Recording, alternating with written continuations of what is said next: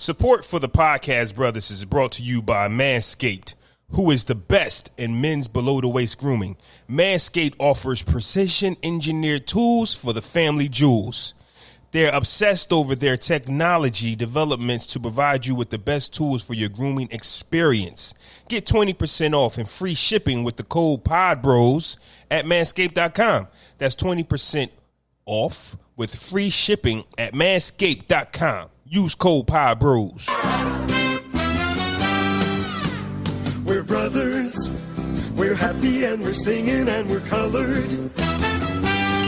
Give me a high five. Motherfuckers say that I'm foolish. I only talk about jewels. Do you fools listen to music or do you just skim through it? See, I'm influenced by the ghetto you ruined. The same dude you gave nothing. I made something doing what I do through and through. I give you the news with a twist is just his ghetto point of view. The renegade, you been afraid. I penetrate pop culture. Bring them a lot closer to the block where they pop toasters. And they live with their They moms, got moms drop roasters from botched robberies. Niggas washed over. Mommy's knocked up because he wasn't washed over. Knocked down by some clown when child support not. No, he's not around. Now, how that sound to you? Jot it down. I bring you through the ghetto without Riding round, hide it down, ducking strays from frustrated youth stuck in my ways. Just read a magazine that fucked up my day. How you rate music that thugs with nothing relate to it? I help them see their way through it, not you. Can't step in my pants, can't walk in my shoes. Bet everything you worth, you lose your tie and your shoe. You fucking suck. Since I'm in the position to talk to these kids and they listen, I ain't no politician, but I kick it with them a minute. Cause if they call me a menace. And if the shoe fits, I wear it. But if it don't, then y'all gonna swallow the truth, grin and bear it. Now who's the king of these rude, ludicrous, lucrative lyrics? Who can inherit the title? Put the youth in their stares, using his views to despair. And some shit he said on merit. Hey, yo, what's going on, everybody? It's your boy, Flaw 700, a.k.a. Flaw Claw Van Damme, a.k.a. Flaw Cigar, a.k.a. your boy, Dumb Some Good. Yeah. What's happening, folks? It's your boy, Fresco Fame. You understand what I'm saying? You can follow me on Twitter and on Instagram. I don't know my names, but it's Fresco Fame on one and Fresco Famous on the other. Figure it out. And this is episode 189 of the Podcast Brothers. What's going on? What's up, man? And we are back in the downtown area, Starbucks. It feels good to be back at the Bucks. Great. I'm about to cop the Starbucks. You don't first on my hard luck. You don't know how much you miss something till it's taken away from you, and sometimes but even you when it's know what you got till it's gone. And even when it's taken away from you, you deal with it, and then when you finally get it back, then you realize, oh man, this was nice. That was the wave. Yeah, this was it. But before we get into that, man. Let's start the episode off right. How's everything? How's your mental health? How was your week? How was your weeks? I've actually been having a rough couple of weeks. For those who know, my daughter, I was expecting a baby girl all year. Shit. She was born on September 7th. Yep, 8:56 a.m. 6 pounds, 14 ounces. Unfortunately, she was born with some unforeseen conditions that completely fucking appeared to come out of nowhere. So it's still a lot of information that I'm getting. I'm not really ready to go into detail about what it is and what we've been experiencing, but it's a lot, man. It's really a lot. And if you know me, you know that I've been through a previous unfortunate situation with the birth of one of my children, and it's been a lot. So I just been staying level-headed, and just staying strong, man. So you out there, you heard this, just keep my family in your prayers. But I'm optimistic about it all, and high hopes are with your boy. So that's what I've been dealing with. I haven't really been around. I ain't really been outside of the Philadelphia area too much. My daughter is in CHOP, and outside of that and going home, which I don't really live too far from Philadelphia, but that's really been it, man. Just, making sure wifey good, trying to get as much information from the hospital and doctors as possible, and trying to maintain my own sanity and just doing things to make sure I don't, completely lose it. Because if I lose it, it ain't a good thing for nobody else. Like, everybody else is already on the brink of, their emotional limit, and I feel like it's up to me to kind of reel the people involved back when they get to that point. So that's kind of the position I've been playing, the pillar of strength and optimism. There has to be help for the helper. It does. Balance. I think I get help. Yeah. I get help. Not saying you don't, but just putting it out there. Yeah. Because you can get caught up. Not saying that it's hero, lifestyle, but you can get caught up in that. Let me fix everything for everybody. Oh, no, this is the first time I've ever felt this in my entire life. But I don't be helping niggas. I don't be helping niggas. I appreciate the help I get, though. Nah. But what I'm saying is I don't go out my way to, fix shit. Like, if you tell me it's a problem, and I'm a solutions type of person anyway. I don't really give a fuck about the problem past the point where it's understood. Once we know what's going on, I'm trying to figure out how do we rectify this shit. But when a nigga tell me he got an issue or something, and off the rip, I'm like, oh, word? Damn, that's fucked up. Hey, man, good luck with that shit. I was like, all right, no, I can't help you off the rip. And that's actually another thing that bothers me with this. It's kind of like I'm living my worst nightmare for the second time. But for some reason, it's not as scary the second time. It's like, I don't know. It's like meeting somebody you don't like for the first time or some shit, or somebody you don't like having that interaction with them the first time, and then not going right, and then kind of walking into it again a little while later. Like, you kind of know what it is a little bit. It ain't really the same. It don't necessarily hit you. It's still fucked up and it still bothers you, but the punch don't hurt as much. I like to compare it to in the gym working out, where you lift something heavy, and it's the first time your body has felt it. So when you go lift it again, your body's prepared for it. Right. So it's not going to shock you or do what it did the first time, because your mind, body, and spirit seen this before. Seen something similar before. Right. So even though it hurts, oh man, this is crazy, but I've been here. Yeah. It's kind of like that. It's just different. It's just different. But she is improving daily when we get good news. This is the bad news that we get. It's like, it fucking sucks to hear. But I'm not taking the doctor's word at 100%, honestly, because what they're saying, I'm not actually seeing, So I think it's one of those scenarios where the doctors give you the worst case, and then the individual or the subject kind of exceeds doctors' expectations, because they only can give you what they know, but, they don't know everything. They know a lot, but they don't know everything. So, yeah, man. Holla at your boy. Yeah, man. How was my week? Yes, my mental health. It's been a tough one. School is back, so I'm doing the remote teaching with my kid. That shit is trash, bro. It is. I don't even have kids in school. I know that shit is It's trash. exhausting. it's exhausting because I'm working from home, so I'm trying to do my work and at the same time keep a third eye open for what he has going on, because I have to pay attention to the assignments. But getting to see your kid and how they act around you in school gives you a glimpse of how they act in school, and you just go, "Hey, I got some work to do." like I got some work. Come on, ain't fam. the same though. Like, yeah, It might be worse. He might step out the box here and there while he doing virtual schooling. But if his ass is actually at school, he gonna step all the way out the box. I know. That's what I'm saying. Like, he's not going to test me. He's going to do things that he's not knowingly doing wrong. But I can imagine if school was in, they would probably... Yeah, it'd be a different ball game. I would get a letter quick. Hey, I think your son needs a little bit of special attention. You should spend more time with your son at home. You tell her. I said to mind your damn motherfucking business, bitch. Not saying that there's something wrong with my kid, but he's not interested. Let me tell you something. Not everybody's interested in the public education. They're not. You know what I mean? You can be smart and go on to be something and be somebody without going through pre-K through 12th grade without being the best student. Right. You don't need those books, because at the end of the day, it's three grown men in here. And none of us are actually using that education to survive in today's world. Well, I just actually had a really deep conversation the other day about Christopher Columbus, all of which I learned in school. What did you Yeah, because that threw me off. Sorry. Yeah, hey, he lost me.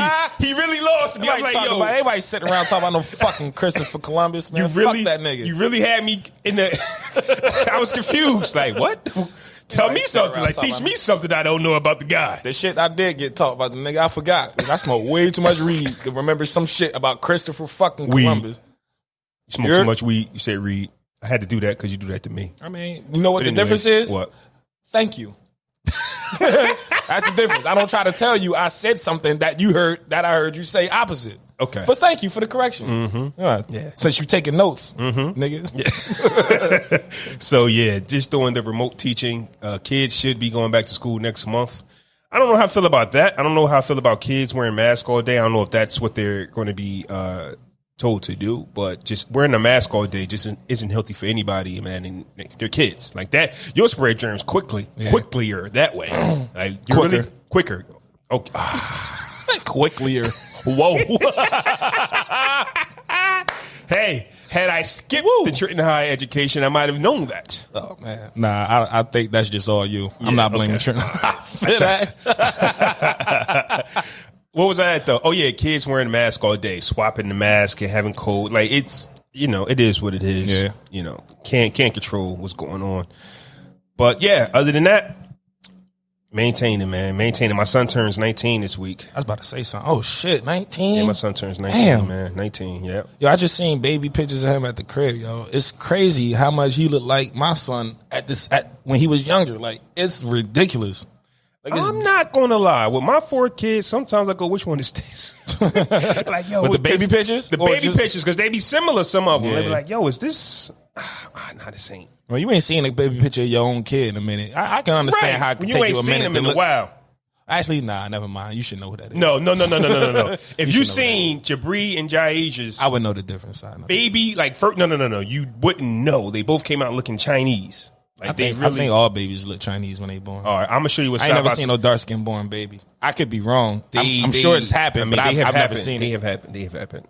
Black ass baby. White babies don't come out looking Chinese. They might. Yeah. I mean, they might look Chinese. They white as hell. Like, Chinese people white. They just Chinese. Hey, we have a sponsor. We have a partnership. And I think we should get into that before we actually get into the shits. Holla at them, dog. Let me read my script real quick, man. I like this script. I like what I came with. Support for the podcast, brothers, is brought to you by Manscaped, who is the best in men's below-the-waist grooming. Manscaped offers precision-engineered tools for your family jewels. They obsess over their technology developments to provide you the best tools for your grooming experience.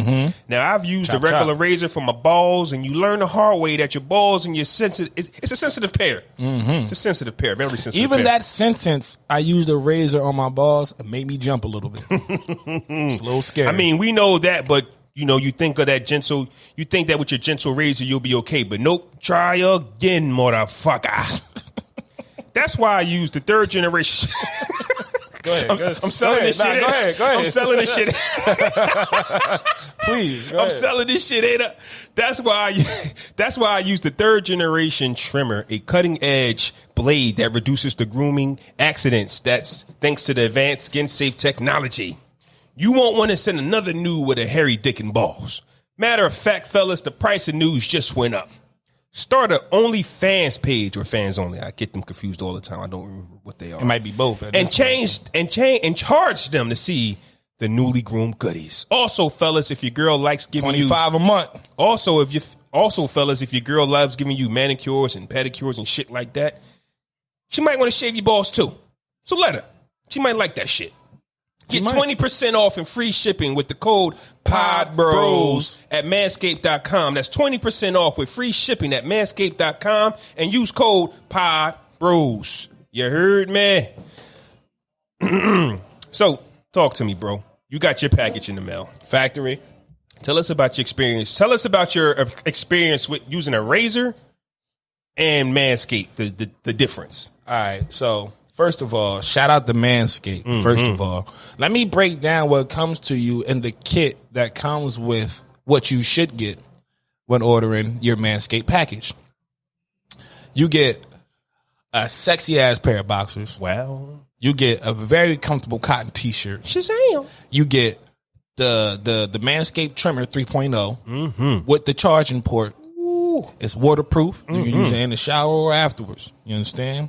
Not only do you get one set of scrotum deodorant, you get another set of scrotum deodorant. One's a cream and the other one's a spray.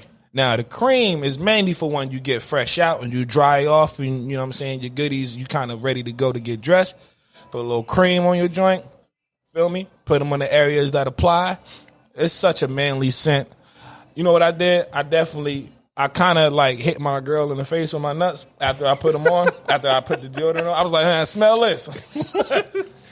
She said it smelled good. You know, she's like, it smells good. There's nothing like knowing, like, it's a confident booster knowing your nuts are smelling good. Yes. It's a confident booster. Manscaping kit is a official tissue. Like, you will feel like you belong in a porn set when you get done. You know what I'm saying? Like, I was in the mirror like, oh, shit, nigga. Oh, yeah, look at that thing right there, boy. You know? So, and in comparison to a razor is too much work, man. Even the way that you got to hold a razor is like, it's just extremely difficult. It takes time off the work, too. And not only that, by the time I get done using a razor in the shower, my hands all wrinkled and shit. Like, I hate that. And then you still got to take the shower. You still got to take the shower. You been in there, shit. I'm all pruny, hands all wrinkled and shit, looking like somebody grabbed my face. And I still got work to do in here, you know? So, Manscaped is definitely the real deal.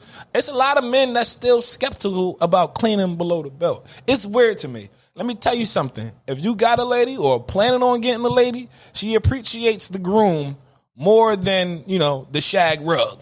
You know what I'm saying? Like, she appreciates the clean, smooth skin more than that dirty ass carpet. You heard? So, yeah, it's definitely an investment. Y'all at your boy. Yep, and once again, use code PODBROS, PODBROS. Get 20% off and free shipping. So where do we start? Oh, first off, let's talk about, you know, us being back in Starbucks and being under the lights and recording. Hold on, one more thing about Manscaped. Oh, most definitely. After I shaved my nuts, I put on the boxers that came in a pack right afterwards. Man, that shit felt great on my nuts, bro. It felt good. It really did. Like smooth material, just kind of like, you know how sometimes, I don't know if, I didn't feel the difference until after I shaved, but I felt the smoothness of my legs as I was just like walking like through the day as opposed to that rough surface area moving around when I didn't do it. It's great. It's fucking great. Yeah. Get you a Manscaped kit, man. Manscaped.com. Self-care, man. Self-care. You know. And it could be just for you too. It ain't really gotta be for nobody to impress. You just wanna, you know. And also, hair carries a lot of germs and dirt and, you know, stuff like that. If you just mat it up with years and you 35 years old and you never fucking shave, that's a fact. That's nasty, bro. That's a fact. And also, I want to talk about something real right now. The hair on top of your head, the hair on your face, the hair on your body, the hair on your private parts all deserve individual care. Facts. You know, there's people who might brush or comb and take care of the hair on their head, but don't know how to take care of their beard. You know, like you should know that your beard shampoo should be different from your head shampoo. I don't know anything about that. Well, yeah, you're not. I'm not living that life. Me and Don Juan Listic know that. I'm good. It's not the link not on the podcast page. What, for Manscaped? Oh no, it's not up there. You just go to the website and put in the discount code. You can still do it. You still do it. What the fuck? Just go to the website. just go to the website. It's right here. You just did it, didn't you? No, but now I went to the website, but now I thought the link was in the bio, which is what it should be. It's your discount code. Nah, just the discount code. Perfect package 3.0. I got you. So yeah, where was we at? Oh yeah. The hair on your head, the hair on your face, and the hair on your nuts is different. It needs to be treated differently and used with love. You know what I mean? So, you know, part of my daily routine is shaving my head, making sure I shave my head with that razor. Conditioning my trimmer for your joint? No. Oh, you use a regular razor? Regular razor for my head. Condition and all the oils and stuff for my beard, and then there's the Manscaped for the private parts. I feel good. It's self-care, man. Now, what we were getting. Manicures and pedicures too. Help yourself. Anyway, I haven't done one of those yet. Not that I don't want to. I just haven't had the opportunity. I got one last month. I want to go to. I want to go to a spa, man. That's where I was at. Spa. Which one you went to? By my crib in Cherry Hill. I was in Cherry Hill. Send me the information, man. I just need to go to one. I was doing my shit. They did my shit at the same time. I was in that bitch. Yeah, I seen your story. So we are in Starbucks, and what I wanted to touch on real quick is the introverts and the extroverts, and I think I got that right. Let me Google this real quick. But basically, I know that an introvert is... I always get these shits mixed up. Introvert. That's a good way to explain it. What? Intro Donovan? and extra out. Oh. Okay. But the introverts are the people who actually need to be around people and, you know what I mean, conversate with Be other social. individuals. Be Be fucking social. merry. So an introvert is often thought as a quiet, reserved, and thoughtful individual. And what's the other one? Extrovert? Why they gotta be all that? Just because they quiet like to stay to themselves don't mean they qualify for none of that shit. You could be an asshole all by yourself. Okay, so an introvert is somebody who basically probably excels in social distancing. You know what I mean? Like, hey, everybody stay home. Don't go nowhere. Work from home. An introvert would probably be like, yes, I can do that. But then there's the extrovert. And I hope I'm saying it right. For some reason, it's not letting me Google it because I'm probably spelling it wrong. Extrovert. EXTROVERT. Okay, there it is. Extrovert is an outgoing, overly expressive person. Oh, that's me. For sure. Cool. And I'm glad you said that because I'm the introvert. I'm an introvert. You're an extrovert. And so when it came down to social distancing, I think we've been there for like 6 months. It's only been 9 months in this year. And Only 9 months? No, I'm saying it's the 9th month of the year, but I think we've been on lockdown for 6. Now, we've been locked down for like 7, like 8. Okay. Well, since January, we was in February. March. March. So it's like 6. Yeah, it's like 6. You got it. Appreciate Don. How much it come up to with the discount? 71. How much was it without the discount? $89.99. So it's 157. They got a promotion, so it's $89. Wait. So listen to that. When you buy Manscaped, the package is $157. So they got a promotion running, which makes it $89.99. Then when you add the Pod Bros discount, it comes up to how much? $71.99. $18 off with the Pod Bros. Talk to them. $18 off. $18 for a lifelong kit, man. Yo, and the only thing you gonna have to re-up on is your deodorants, you know. And all you need is a little bit. They should last you a very, very long time. If you're not just, slapping your nuts. Now, fellas, hold on. Don't be going out here cheating on your girl and then going to spray your nuts up. You gonna run out of that shit. Yeah. You're gonna run the fuck out. Don't try to spray your nuts up trying to cover up the scent. First of all, you probably got caught before you did that shit anyway. Don't keep the scrotum deodorant in the car and sprit. That's not what it's for. That's not what it's for. We just in terms of you keeping yourself clean. You know what I'm saying? So I just wanted to put that shit out there. But I want to talk about the extroverts though, and how they was able to maintain their sanity, because I think it's so easy to tell people to stay home because of the coronavirus, and I get it. We want to be safe, and we don't want, we want to keep the sickness and the deaths down. But there has to be a conversation of those that had to endure mental depression because they couldn't actually express themselves with other people, if that makes sense. When I walked into Starbucks, I ran into a guy. He said he's happy to be out because he needs to talk to people. He needs to be around people, and it drove him crazy that he had to social distance himself. He's actually out there with a kid, so I think he's like a teacher or a mentor or something. Better be out there with a kid. But I'm just saying. Talk about somebody need to talk to people. Yeah. Yeah. He's still in here? Keep an eye on that fucker. We've seen him in here from time to time. Seen that nigga you just ain't never paid. You just ain't never paid attention to him. I've never seen him. He's walked past. All right. He's movies you don't pay attention to that you say you watched. No, you haven't. You ain't been paying attention. You just turned shit on. Okay, so if a movie's on, but you're in the presence of it, are you going to say I haven't seen it, or you say I turned it on, but I didn't actually watch it? That's too much. That's too much to explain. But anyways, as you being an extrovert, how did you maintain to survive this 6 months of social distancing?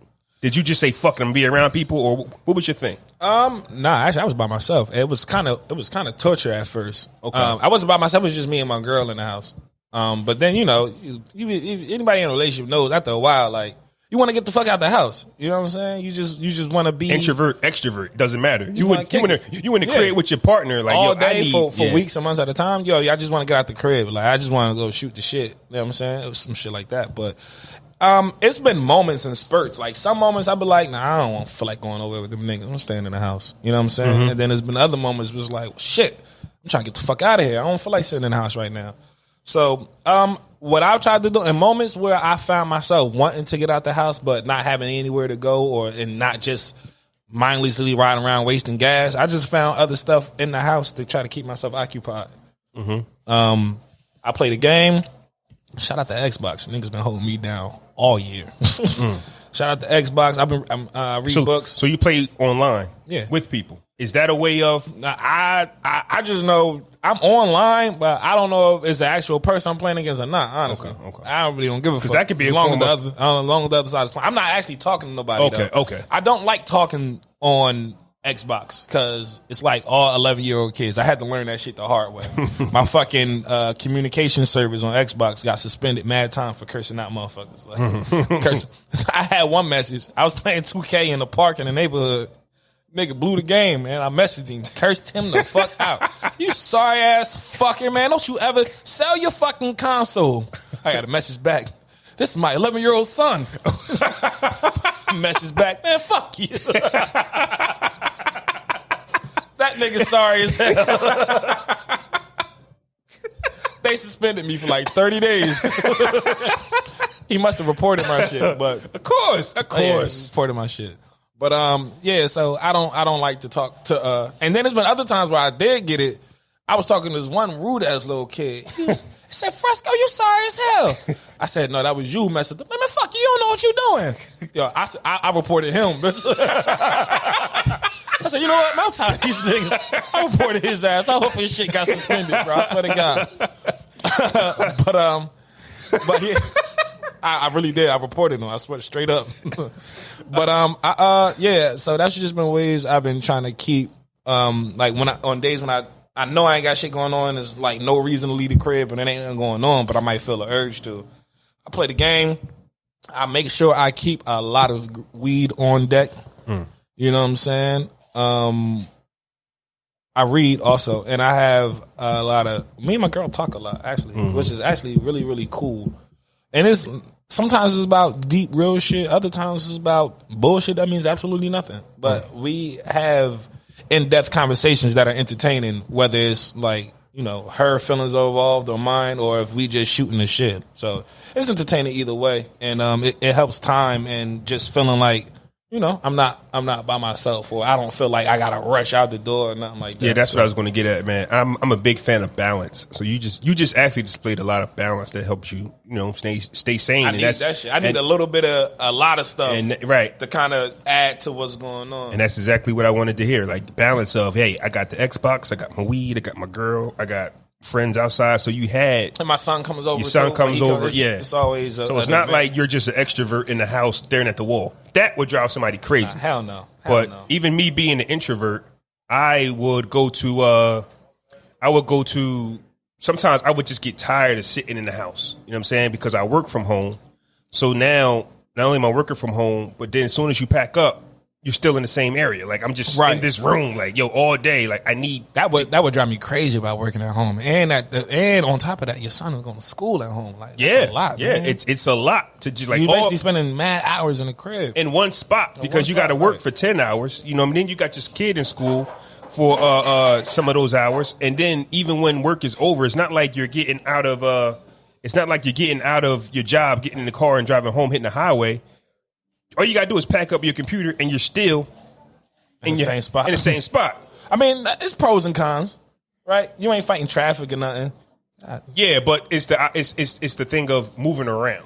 So sometimes I might just say, you know what, I might just go sit at a restaurant. You know what I'm saying? Because they actually have outside dining, and outside dining is pretty cool until it gets too cold. But you know, what I mean, fall is coming, and but sometimes I just go there and I sit still by myself though. I still don't want, you know what I mean, like to be in a full-fledged conversation because I'm an introvert. I like to chill by myself. So you go out to be alone. Yeah. It's just about going. It's still about going out. It's just about the change of scenery. Like, why don't you just order in? Because I see, you've been home all day anyway. You're missing the point.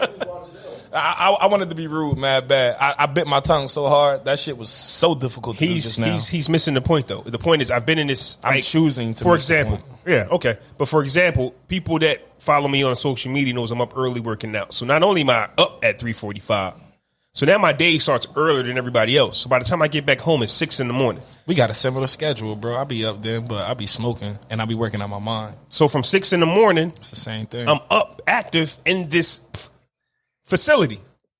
So at the end of the day, around like 5 p.m., 6 p.m., I'll be wanting something different for even if it's 30 minutes to come back. I completely understand that. I would definitely go out just to be out the house if I was with somebody or not. If I spent 10 hours in the crib doing work and then the time in between there helping my son with his schoolwork, I don't give a fuck if I go sit and eat at the corner store. But it's like, I'm gonna get out the house. I just need to go around a corner, something. If you voluntarily sit in your room or in the house, any part of the room, any part of the house, like that's, you might as well go sit in the. You might as well go to jail. Sometimes I be watching TV. I be upstairs and I'm like, fuck it. I'm gonna go downstairs. But you got free will. Same shit. But you got free will though, right? So imagine if something happened, you get locked up. Then you think back to all the time you just sat in your room, right? Like, goddamn.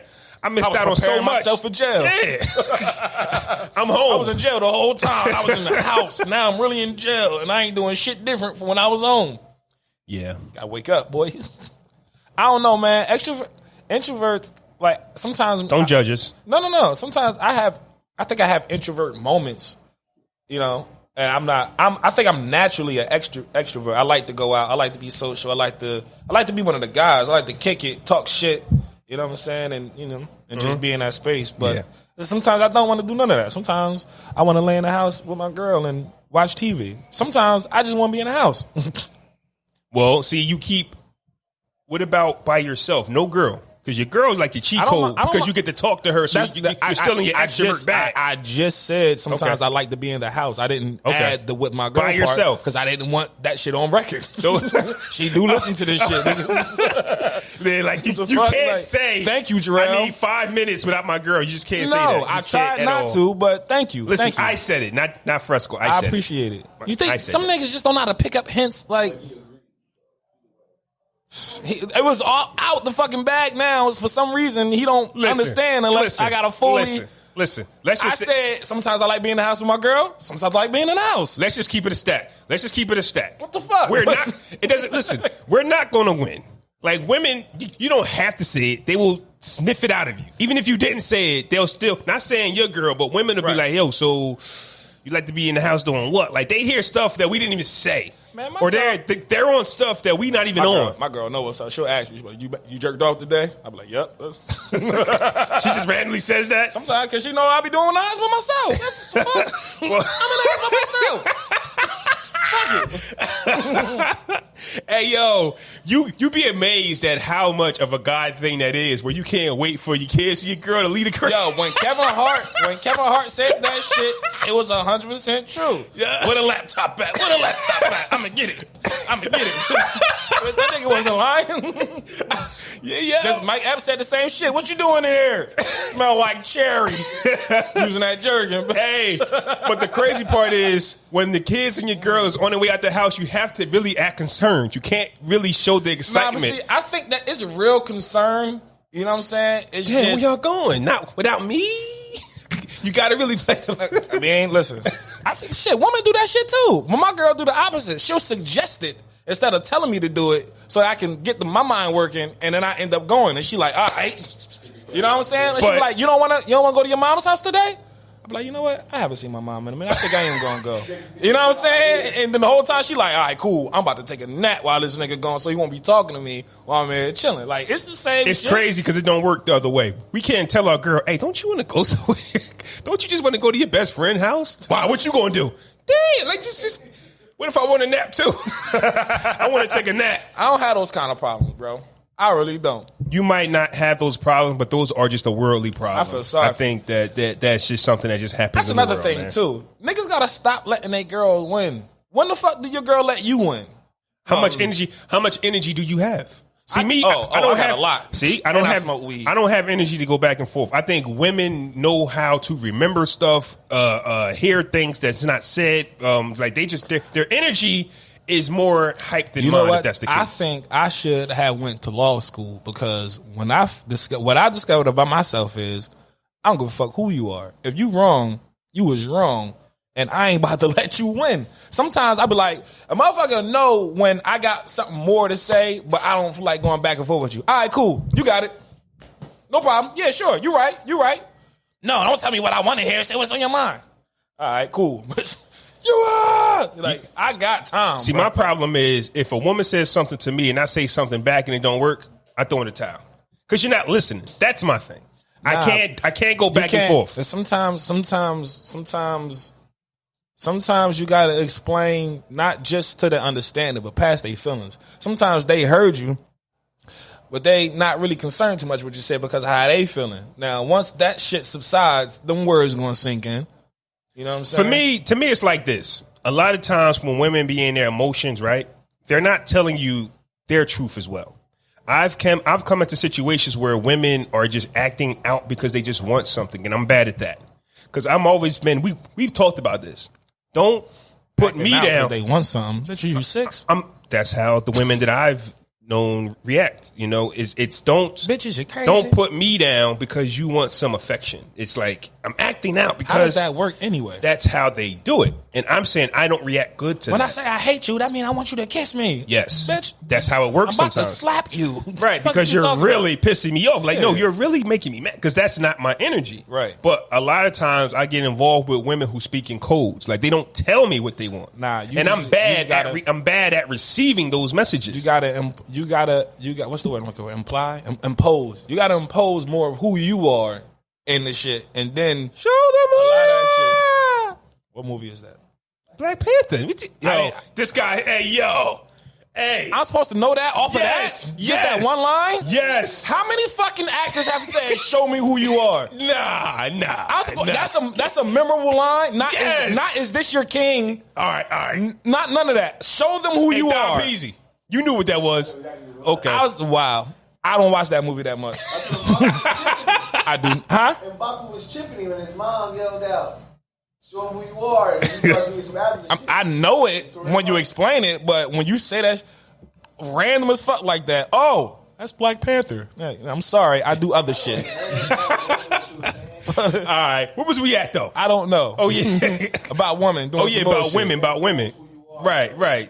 You gotta show who you are. Yeah, impose more of who you are into like those conversations, and then you won't if I'm having conversations with somebody and it's not getting anywhere, I'm automatically like, all right, maybe I'm not speaking clearly enough for you to understand. I need you to understand more than just what I'm saying, but who I am as a person and what I mean when I say shit like this. Like, I need you to fully understand so that in the future, when we have arguments, you're not jumping off the page with all this extra shit that ain't got nothing to do with nothing. And then even when you're doing that, I'm still going to stay in the same lane that I've been doing. I'm not going to meet you on your energy and start wilding out. And I'm going to ask questions, calm, or however the tone of the situation is. And hopefully, I would think that when you're in a long-term relationship with people or a person, the way that individual is during moments of altercation, you kind of pick that up and know how to operate when they're like that, or you see them in a situation like that, or you're in a situation with them like that. Motherfuckers don't be paying attention and analyzing the person they're in a relationship with, and they think that anything that you say, they just supposed to do or react to what you're saying, but you're not even taking into consideration who you're talking to and who this is as a person. Shit don't work like that. Yeah, I definitely agree. When you're in a relationship, man, stop trying to change the individual that you're in a relationship Stop with. trying to change yourself too. Stop trying to adapt or be like, hey, it is what it is in that situation. You know what I'm saying? Because if that person was that person, you wouldn't have to put so much energy into coaching them to do the same thing that they we've did been in a relationship last for 2 years. Why are we still arguing and yelling at each other over little shit? Because I'm not going to do that. You know what I'm saying? You know that's not me, right? Nah, but every once in a while, you test me because you think you can coach me into being a player. Listen, I like to play the post, but the new coach wants me to be a 15 range jump shooter. Nah, coach, that ain't my game. It's not my game. I'm going to do this. So that's what gives me hope in my journey of trying to figure out, hey, am I going to be single forever, which I'm cool with, or is there going to be a relationship for me? Should I convert? No, but like I'm laughing at that. Oh no, but I'm saying like what should I do? Stay positive and be like, listen, there's somebody that fits you like a glove out there. There is. Or should you look at your flaws and be like, hey, I need to change this, that, and the third? Even though you might know that there's some things you need to work on. But let that be. I mean, I don't think it ain't gonna be no perfect situation that fits like a glove if you know you got shit you need to work on that you ain't working on. But my personality might work better with somebody else. I'll say that. The way I am, I might be just perfectly fine with somebody else. Somebody else might look at me and be like, yo. I think you're going to run into the same problems, just in a different form. I mean, if you're clearly the fucking problem, nigga, you got problems. Well, we all got problems. Yeah, but we talk about you. You like, well, if this don't work with this person, I'm going to go over here because they probably love me the exact way I am. What if they don't? And you're the problem. Yeah, there's some things that I can be worked on. Yeah, all of us. All of us. Absolutely. Yeah, so work on your shit, nigga. In the last few weeks, we've been watching some good television, right? P-Valley. You want to talk about some P-Valley? M-I, quicker letter I, quicker letter I, humpback, I, Mississippi, pride. P-Valley is a show starring... You look like Lil Murder, too. If you shave your beard. Fucking Lil Murder, man. Yeah, I don't think you'd be into it. He might. Listen, any grown man that don't like a show with ass and titties out, you're not a grown man. I don't... Fuck what you talking about. I'm going to butcher all these names. So you want me to read them? Yeah, read them names right there. P-Valley, right there. Boom. Nico Annan, Uncle Clifford.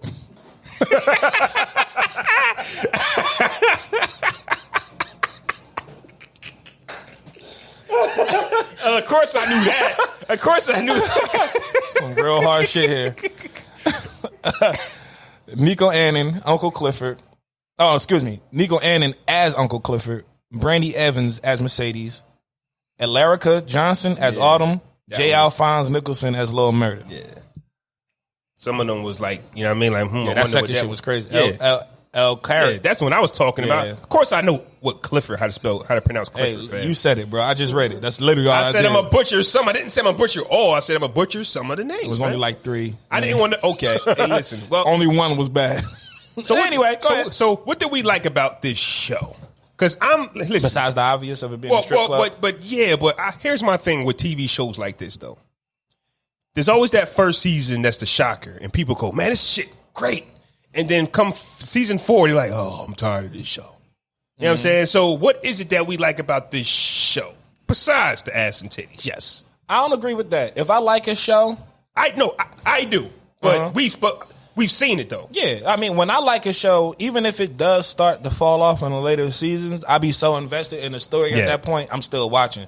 So I can't. It's very rare for me. A show has to really, really suck for me to get to season 4. I'm like, you know what? I don't want to watch season 5. You know what I'm saying? Shows got to really go from Martin to the end of Martin, like that last season of Martin, where you know, like they just just throw in the towel like this. You can see Pam and Martin and Gina ain't fucking with each other. Like, it's just clear. Off. So shows aren't doing the Martin thing. They're just, you know what I'm saying? They like get canceled. Yeah. So I think it sucks though, but some shows do deserve to not be watched any longer. A lot of shit be going on. Like, let's take The Chi, for example. Started off great. Season 1 of The Chi had extreme potential. Then they had a lot of behind the scenes issues, sexual assault allegations with the main star and stuff like that. And then you got to remove people from the show, but you still got to keep the show going. So you're trying to plug in new actors and actresses and new storylines.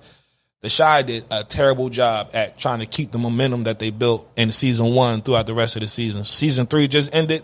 I am not interested in season 4, like at all. Like I am not watching that shit.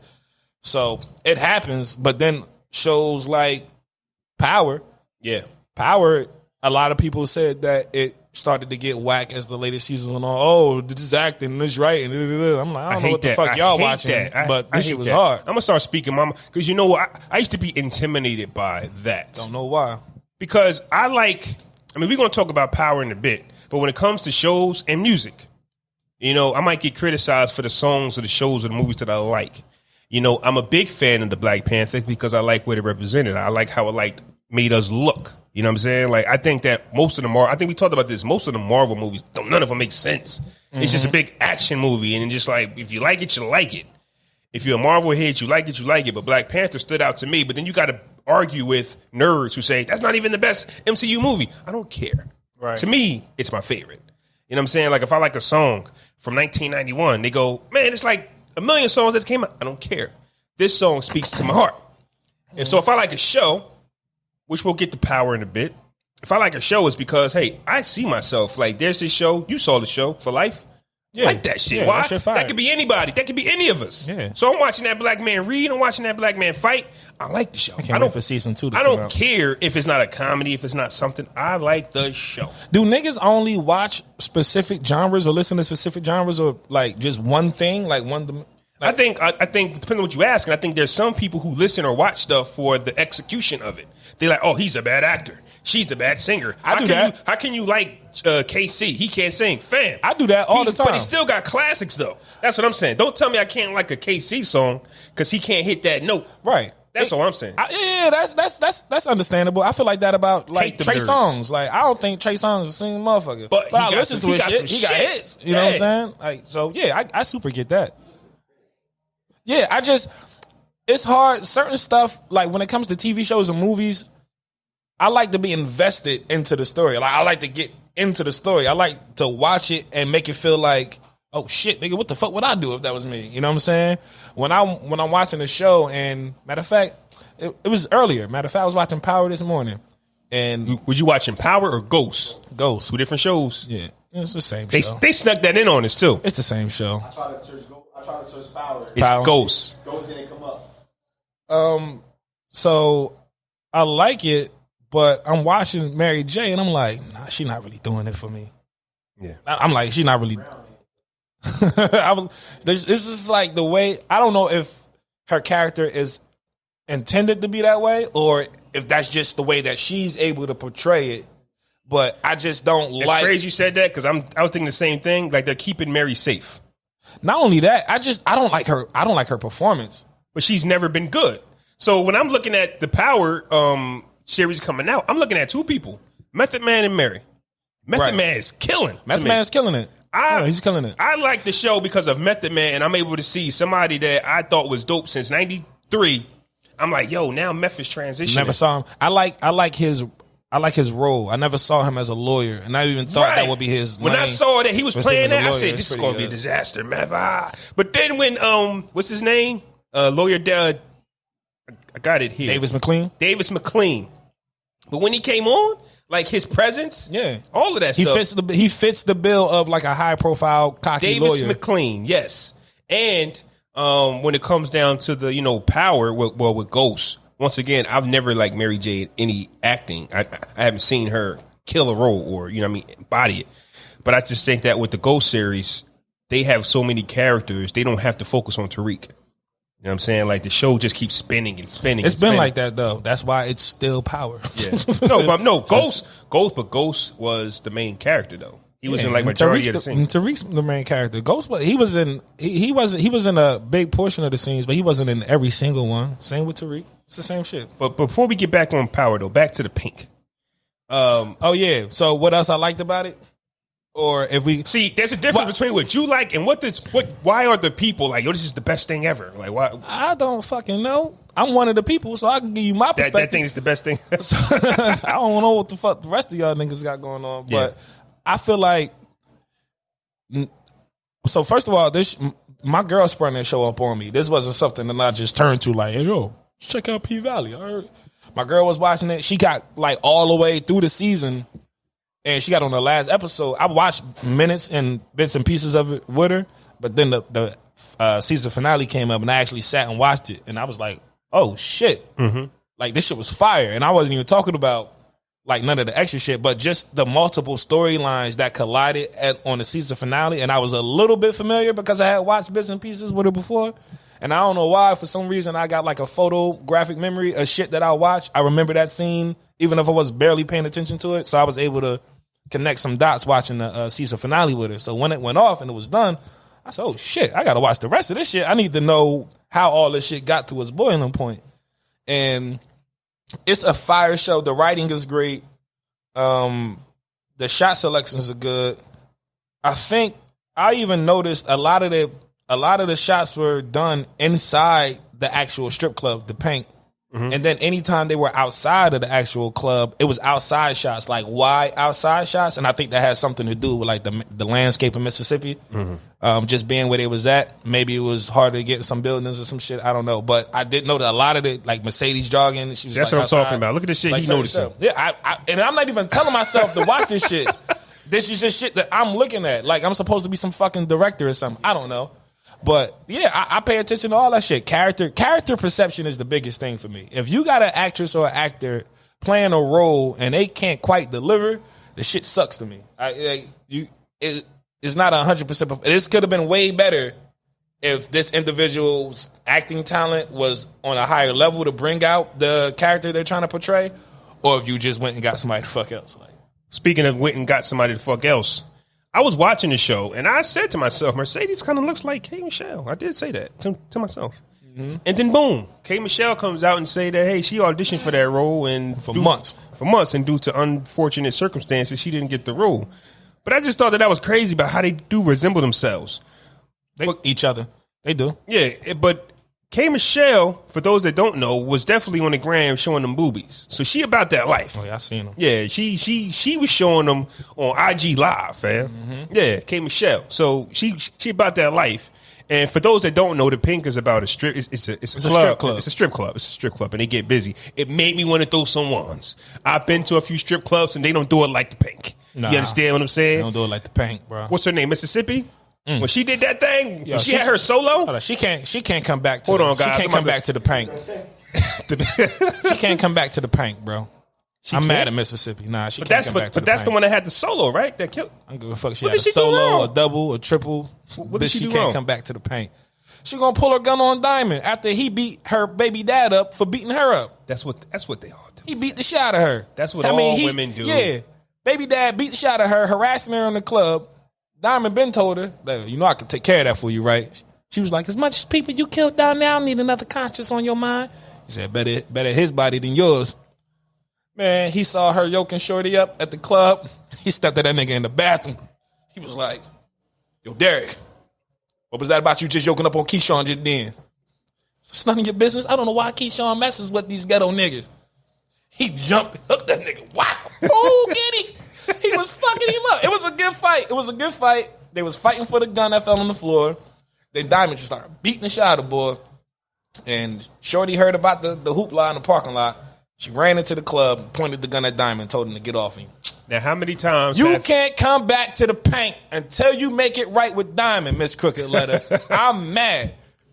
How many times have we seen men fighting and women on the sideline? Stop. And they might be the ones that instigated it. Stop. No, please stop. And women are always going to defend the person that they go home with. It's just the way it is. You can be there to help them. They could have told you everything. Hey, listen, I'm about to go beat his ass. Here I come. And then as soon as the fight, stop. Just stop. They do it all the time. I don't know. If there's a physical altercation between men, there's a woman somewhere running telling you to stop. Well, look, tell that nigga to go open up his strip club, bitch, and you can dance there. Because you can't come back to the Pynk. I don't give a fuck. That's the name of this episode, bitch. You can't come back to the Pynk. I was going to name it that shit. I was going to name it 2 in the Pynk, 1 in the stink.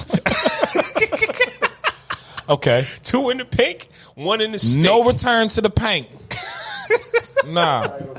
No return to the Pynk, bro. Hey, she made me mad.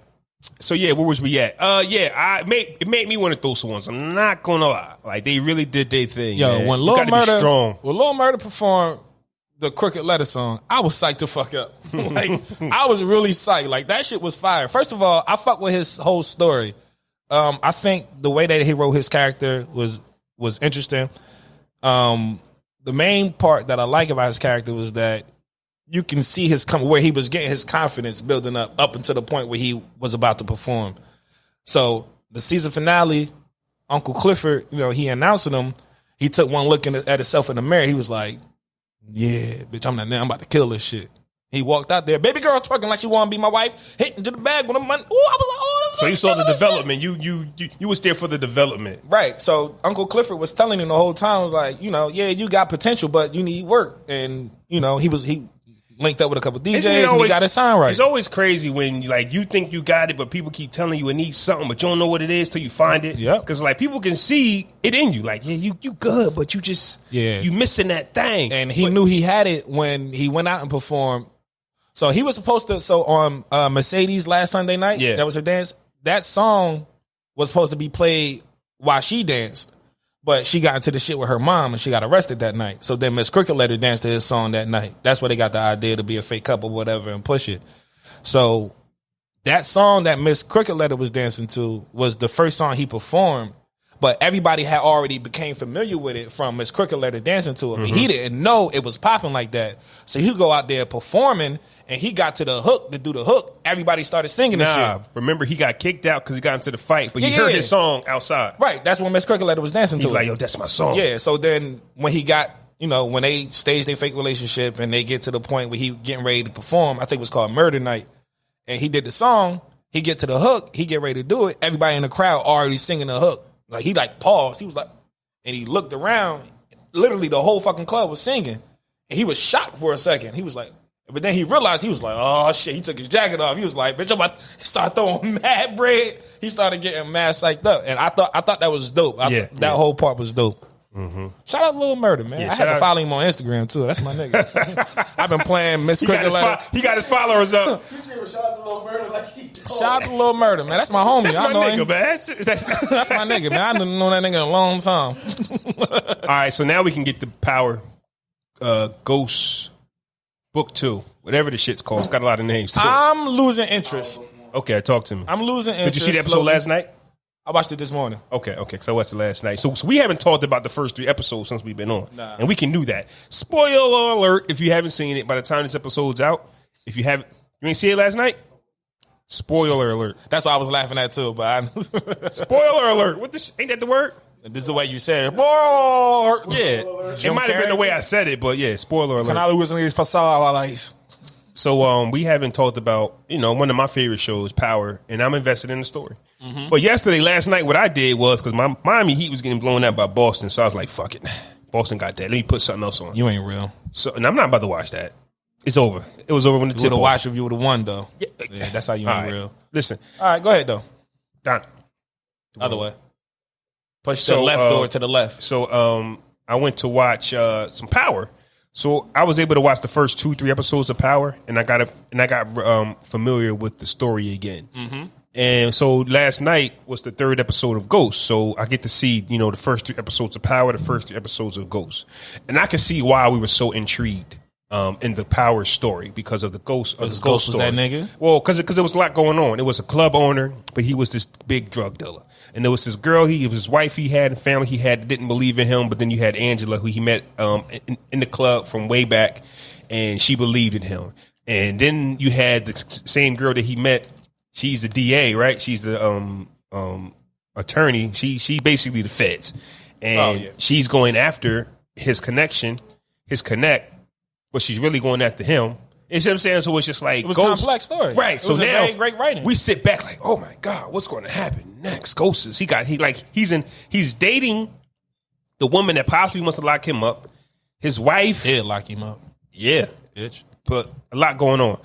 So with Ghost Book 2, it's a little different. It's a start off. It's not the shock value. There's no shock value involved in it. I still like the show. I think that they're just telling the story right now. And I just think that they're taking longer to tell the story. Because by the time Ghost Power came on, Ghost was already drug kingpin. Right. That's like saying, watching Power from season 1, we had to watch Ghost rise to power. No, he was already in power. Right. So with Ghost, we have to watch Tariq rise to the power, which might be where you might be feeling like, yo, I'm losing it. I just don't know where the fuck they going with this shit. I'm thinking about the end game. Like, how does this series end? Tariq graduate and gets his inheritance, and he's the club owner now. You want my opinion? Are you asking me? Nah, it's a rhetorical question, but you can give it. I think that. Oh, you go ahead. Yeah, and do we really care about if Tasha gets out of jail or not? I really don't. You sitting up here talking about how you ain't do none of this shit, Bitch, you did all of the shit. You did all of the shit. That's bro. the slippery slope, though. Like, you're innocent, but you're not. You're not innocent at all. She's not innocent. You're going to do... You and Tariq came up with the plan to kill that man together. You sit over here talking, I didn't do it. No, you just didn't pull the trigger, bitch. You put everything else in motion.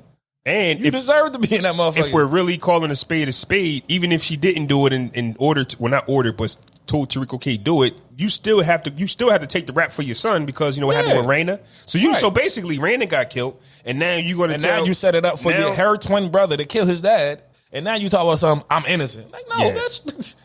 No. Yeah.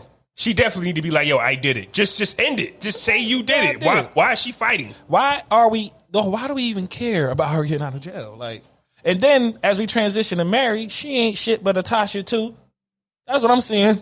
Who's Mary? Mary J. Blige. Oh, Mary J. Oh, jeez. Man, she ain't shit but Tasha too, bro. That's what I'm seeing here. Why is she so hard on her kids?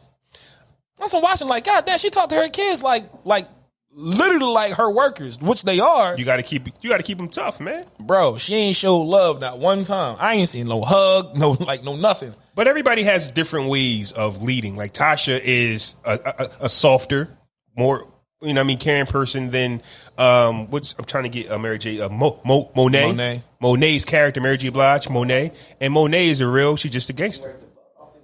Yes, I mean, Monet is just really, like, she's really cold. But I also think that it's just a safe character for Mary J. Like, Tasha is an actress. Right. She's an actor. She can, we see Tasha in different bags. Crying, laughing, dancing, singing. She can do it all. Yeah. Mary J. Blige can't do that. She can't sing? Mary J. Blige can sing. But, she sure as hell can't dance. but we've seen, that's a fact. We've seen Tasha do a lot. So Mary J. has to stay in her bag, and that's the character that they gave her. I just feel like,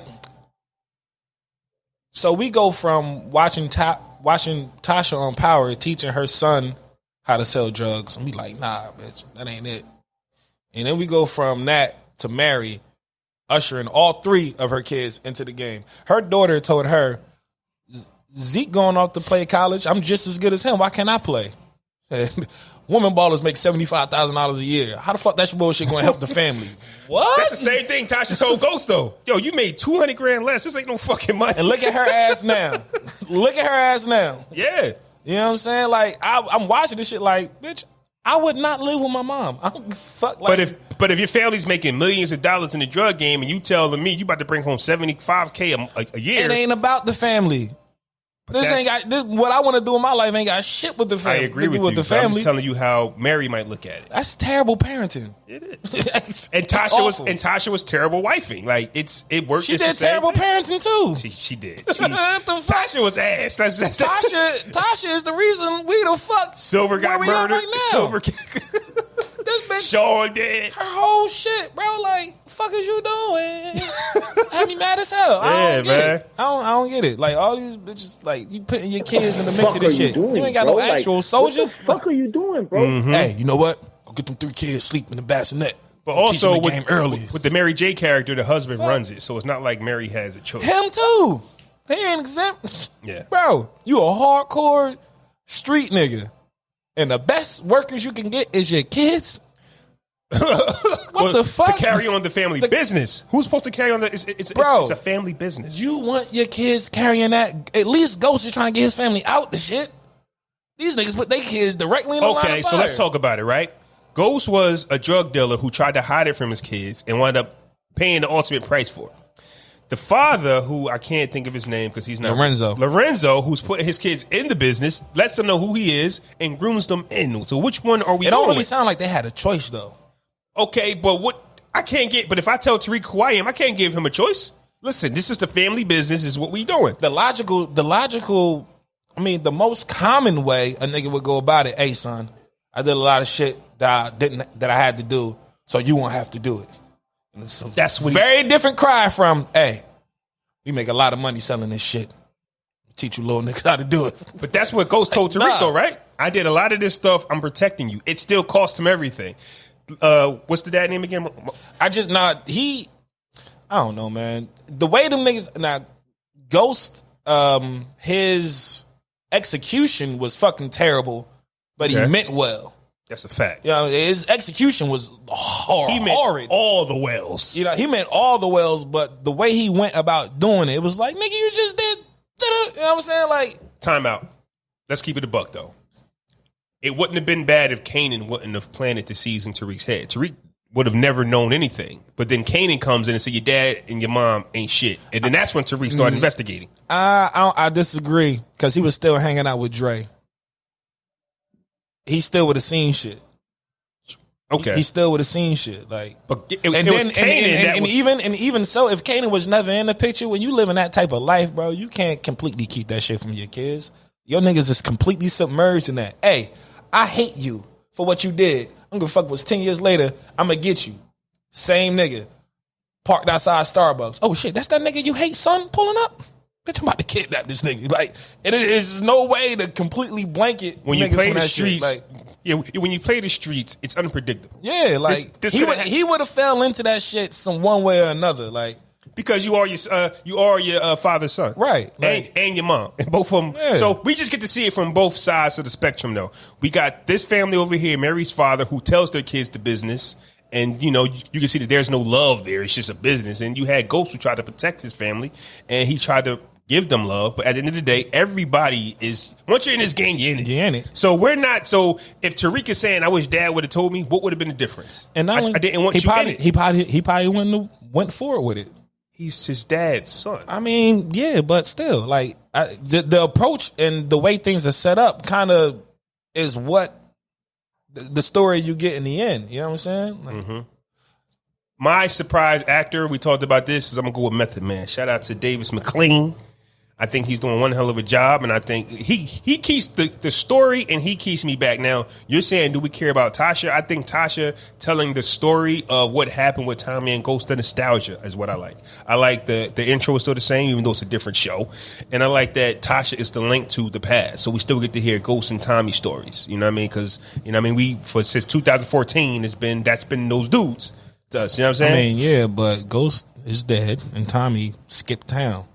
I think Tommy get it. It wasn't like we didn't get an ending to their story. We know what happened to the niggas. But this might bring Tommy's show, because Tommy got a show. It is. But just from her naming him as the shooter of James, that's going to be a piece that's included in Tommy's own series. But yeah, I mean, so far, I'm still interested. I'm on board. And we spoke about this. Can Michael Rainey carry the show? I actually don't. You know what's crazy? I'm watching it, and I'm like, I was watching it early, and I was like, this nigga ain't Ghost. Word is life. I watched like, this shit ain't the same. Like, this nigga ain't Ghost. That's man. what I'm saying. And I'm thinking like, you motherfuckers is dumb. Ghost was the man. He could take care of a nigga like Lorenzo. What the fuck is Tariq gonna do? Lorenzo would have been dead in cell by now. You know what I'm saying? Like Tommy and Ghost, they could have took care of a nigga like Lorenzo. What the fuck is Tariq gonna do? And that's what I'm saying. When you watch the first 3 episodes of Power and the first 3 episodes of Ghost had the suits, he had the money, he had the women, he had the club, he had the life. See, here's the thing, and I'm gonna say this. To me, James St. Patrick was relatable.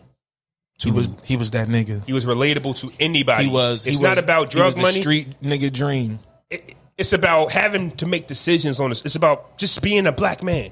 You understand? And saying, because we all said, man, I'm gonna be way better than my kids are gonna have a way better life than mine. That resonates with every dad that has a kid in 2020. Because that was all of our thinking. Regardless if you had a bad life or not, you're gonna think, man, my kid's gonna be way better than me. And that was all he wanted. That was it. These kids ain't want the same damn thing. Good school, good college, good career. This bitch talking about something. I ain't calling shots. That man asked you, when we first met, what'd you think I was gonna be? The biggest goddamn drug seller in New York City? What? Technically you did. Because had you would have gave a thumbs up to the club, I think he could have walked away. But he was torn. Like Tommy and Tasha had him torn. Like he told Tommy first episode, listen, man. He said, what if it's bigger than that? We ain't got to do this shit no more. He laughed at him. Tommy said, no, we opened this club to clean the money. He legit laughed at him. Like he said, you ain't even make no money. I'm still invested in Power, man. That's my shit, man. I fucks with Power. Hey, no, I said my usual. I got a question. Random as hell. Yeah. Give me your top tier candy Snicker. bars. No question. No debate. Snicker. There's only one on the top tier?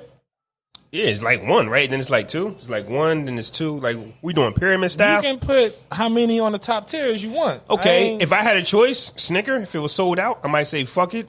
On Halloween, I'll do it like this because I don't go shopping for candy. But on Halloween, when they throw the candy in the bucket, I'm looking for Snickers and Babe Ruth. That's what I'm looking for. So Baby Ruth is a top tier candy bar. Oh, absolutely. But I'm not buying it, if that makes sense. Like, if I go to the store, I'm only shopping for a Snicker. That doesn't make sense. If the Snicker ain't there, I don't want nothing else. But on Halloween, if you throw a candy in the bag, it better be some Babe Ruths in it. Oh, it's candy. It ain't money. It ain't. Do I want $100 bill or I want $200 bill? Like, bro, it's the same. First of all, they kind of made of the same fucking ingredients. No, they got different wrappers. They're different, fam. Second, a Snicker does not taste like a Babe Ruth. It don't. But a lot of these, name a different ingredient in any of the candy bars that you eat other than chocolate, caramel, and peanuts. Yeah, Butterfinger is way different than all of them. But who the fuck eats Butterfingers? See, here you go. You judging. See, I'm judging. Them shit's hard as hell. Who the fuck is eating crunchy ass? I ain't never bit into a fucking Butterfinger that ain't shattered in like 7 different pieces with crumbs trying to catch that shit. I'm not eating that hard ass fucking candy bar. It's annoying as hell. Always going like yeah, that's a like, fact with a Butterfinger. I'm good on Butterfinger. That's a fact with a Butterfinger. But I'm saying that a Snicker has. But you still watch Simpsons or something? Butterfinger. The fuck? But what's your top tier? 1A is Babe Ruth. 1B is Butterfinger. I gave you mine. You got Butterfingers before Snickers? Yes. What? Yeah, that's nuts, yo. That's crazy. That's crazy. That's crazy. nuts. My top 2 is Baby Ruth and Snickers. Baby Ruth and Snickers. I'm gonna throw in. It's not top tier. I mean, it's probably. We just had this conversation. You said you ain't really rock with Snickers like that. You ain't understand the hype behind it. It's just a regular ass candy bar. Like, I like it. Wait. It's top tier, but it's better than all them other shits. You don't understand the hype around a Snicker? Bro, I've been eating Snickers for years. Like it's. You know, you do something for so long, it's not. Then maybe then say that. But if that's actually been your go-to, then it's not my go-to. But you've been eating it for years. Who the fuck hasn't? But you haven't been eating the almond joints. You haven't been eating are good. You haven't been eating the Musketeers. First of all, hold the fuck up. How the fuck you gonna tell me 100 grams? Hold on, pause yourself. How the fuck you gonna sit here and tell me which candy bars that I do or do not eat? Well, I'm just going off what you're saying. You said you've been eating Snickers for years. Yeah, who hasn't? Who hasn't? Who hasn't? All right, but unless you're allergic to them shit, even if it ain't your cup of tea, like fuck it, you made a little Snickers right there. I eat it. Like especially on Halloween, like. Fuck it, I eat it. It's for breakfast and everything. Fuck it, I ain't brushed my teeth yet. Let me get that little Snickers out the bag. Hey, on Halloween, I'm taking all the Snickers and Babe Ruths. Listen, so Baby Ruth and Snickers on the top tier. Late second tier, maybe early third tier. I'm gonna put Milky Ways in there. You know what I'm saying? Butterfingers is 4th tier. That's the bottom for me. 4th tiir. Almond Joys is 2nd tier. Almond Joys needs to, that's the joint Them with the coconut, good, right? Yeah. Almond Joys should be on whatever last tier that there is. Whatever last tier. Almond Joys is Almond good. Joy belongs Is there. there 2 different kinds of them? Yeah, one with nuts and one without. The one with them. Man, The red and the red and the blue. Yeah, the red and the blue. One with almonds, one with none. Nah, let me get the joint with You got almonds, the pause B. pack and the non-pause pack. Bro, Snickers got mad nuts in them. What the fuck is you talking about? But I'm just saying they sell them. Almond Joys is the only product that sells them with nuts or not. So you get the pause joints or the pause joints. Well, maybe Snickers should adopt that fucking marketing strategy. No, eat a Milky Way if you want a Snicker without nuts. I mean, if you want a candy bar without nuts. That's true. I'm not the biggest fan of a Milky Way. Milky Ways are good. Nasty.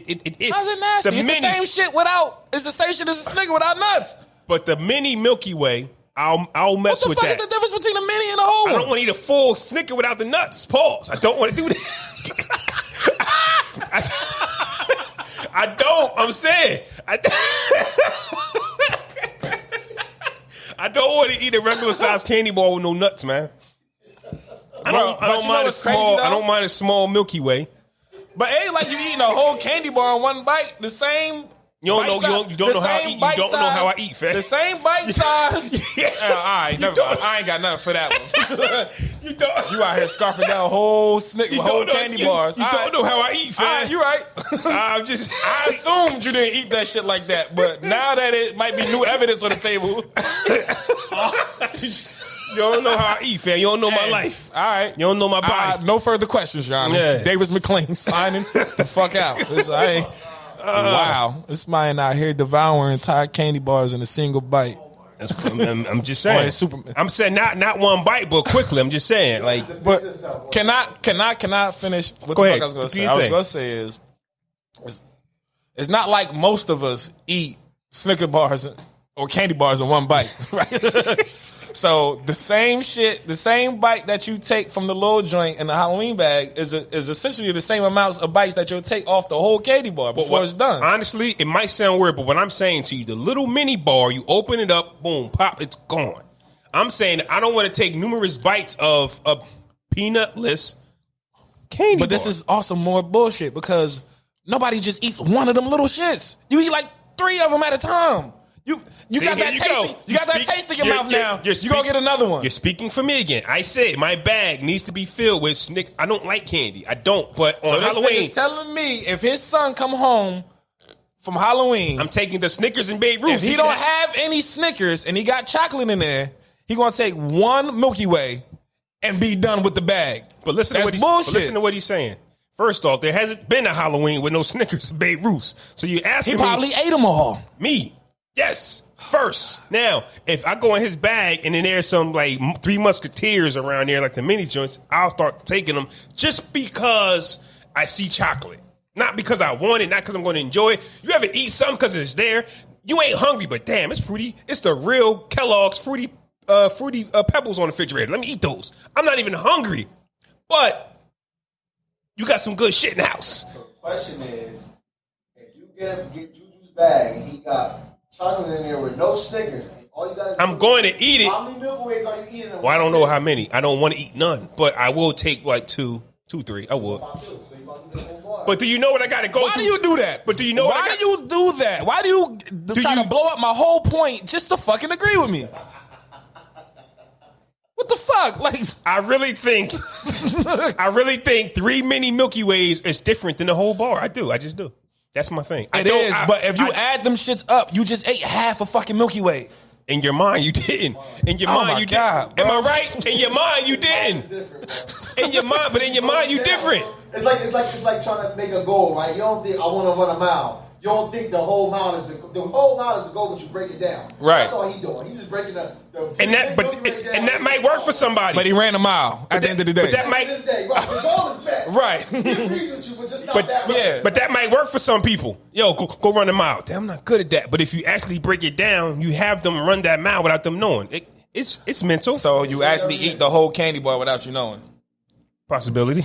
See, you can't even give you a This shit is blasphemous, bro. Man, I've never bought. This nigga just said, I said, yo, so if you get a bag of mini candy bars, there's no Snickers and there's a Milky Way, you only gonna eat one? Yeah, I'm gonna eat one. You did the whole explanation. I might eat about 2 or 3. There's a possibility I might eat 2, 3. Yo, fam, I don't mess with the Milky Ways. I'm only eating them because my first choice and second choice is gone. Okay, you got something. That's discipline on my part. I wouldn't eat them if I was disciplined, not because I want to. You might eat them because you want to, right? That's the difference. I don't care for Milky Way. You're missing my point. It ain't about the fucking Milky Way. Then you're right. Just the fact that you would eat them shits if it was available and you would have more than one. That's it. Because of the sugar, not because that I care. I don't give a fuck if you care or not. You ate it. Man, go to the next shit. Fresh Fiasco, man. Fuck the Milky Way. I don't give a fuck. Listen, man, Snicker Babe Ruth, fam. I'm gonna set this nigga up, bro. I swear to God, I'm gonna plant mad Milky Ways in his room, yo, and watch them shits don't be there, yo. Fresh Fiasco. watch none of them shits be there. Fresh Fiasco, man. Robin Givens hits Mike Tyson and Jamie Foxx with cease and desist letters over the biopic. The biopic coming out. Biopic coming out. Biopic? It was an I in there? Yeah. Oh, my fault. Yeah, okay. So basically, Robin Givens doesn't want her story being told in this Mike Tyson movie. Fresh Fiasco. So now you don't want to be in the spotlight? Bitch, Fiasco. That's it? Yes. This bitch, she even got roles after that Mike Tyson shit about being a gold digger. Remember her in the game with Malik? No. Now you don't want to be in the spotlight when niggas is actually making a movie off your likeness where you might be able to get a check if you put your involvedness in the scenario. That you really do Mike that bad that you don't want people to see? Bitch, Fiasco. I'll play devil's advocate and say it's fresh, just for the argument's sake, right? Because this isn't Mike Tyson's first movie. Mike Tyson has had numerous movies and written books, and it's been the same story. So if I'm Robin Givens, I can be like, listen, man, I'm past that. Yes, when I was 21, I did some horrible things. Leave me alone. Like, Mike, I get it. Like, you want to tell your story again. So let's say this movie does great. And let's say in 10 years, you want to make another movie. Robin Givens robbed me. Fam, we know the story. So if I'm Robin Givens, I can be like, listen, I let you tell your story in the 90s and 2000. In your book, I'm past that. I've matured. I've grown. I was a gold digger at 21. I'm not that no more. So don't nobody believe that shit. I'll go fresh just because it's not like this is the first time Mike been able to tell his story. We know the story of Mike. If you're a Mike Tyson fan, you know Mike's story. It's a lot of children out there that don't know shit. That's a fact. It's a lot of children. And bitch, this is Jamie Foxx playing Mike Tyson. So it's safe to say it's going to be a way better movie than what was done. And way more people are going to watch it. So, nope. Yeah, that's why she like, Jamie Foxx playing Mike Tyson as opposed to Flex Washington in 1992, bitch. Like, this ain't no Showtime special. Right. This ain't no Lifetime movie. Right, this ain't going to UPN, bitch. Oh, hell no. Yeah, nah, you can't do it. That's a fiasco over here. Fresher fiasco. Roy Jones is starting to regret taking the fight with Mike Tyson. He didn't even get punched in the face yet. Why he regretted it? Well, basically, he's been watching footage and he said that, hey, Mike hits harder than he Where the fuck he been the last 40 years? Where the fuck Roy Jones been to just come across that information? Yeah, but Mike neck is bigger than Roy Jones. Everybody's, bitch. You see that nigga?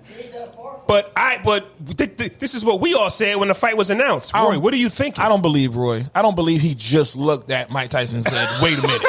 I don't know. Mike Tyson, what, 50?